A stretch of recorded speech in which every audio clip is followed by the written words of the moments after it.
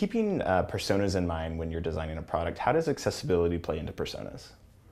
Like with all personas, you want those to be based on information from talking to real users. And so again, it's no different here. And so you want to go out and actually talk with people that have these impairments. And when you're developing your persona, some key pieces of information that you want to include are what is their impairment, what is the severity of it, how do they kind of tackle and get through their daily challenges with the impairment, what are certain assistive technologies that they use, or how experienced are they with those assistive technologies, what's their skill level. You want to talk about what are their pain points in trying to achieve tasks that are related to your product. The whole goal is just to really try to get in some important insights into how they go about completing tasks and what are some of their different approaches that they might take that maybe your other users that you've already spoken to haven't.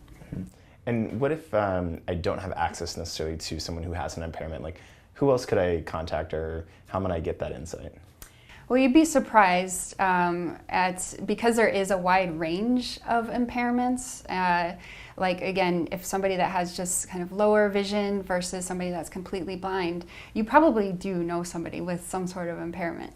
And just thinking about an older relative maybe that has lost a bit of their vision or has arthritis and their level of dexterity isn't as what it used to be. That's really valuable insights that you can talk to them about. Or somebody who's not a native speaker of the language that's prominent in your app. They have to kind of approach things in a different way too. That could be really insightful. So there's a lot of people out there that you might not immediately consider talking to that would be really valuable. Great. Yeah. What companies have you seen that have been designing for all users, and especially with those with impairments? So stepping out of the digital world for a minute, I think two great examples are the Bradley Watch, which is right here. The Bradley Watch was designed from the get-go, thinking about people with impairments, always with visual impairments in particular. And so what this watch allows you to do is tell time with just feeling the watch. And you can see there's two magnetic balls here that indicate the hour and the minute. And this is obviously great for people with disabilities in that it helps them tell the time, but it also is visually appealing. It's very aesthetically pleasing, and it doesn't look like anything very different than other watches, so it doesn't draw attention to their disability, which is always an added bonus to these types of devices.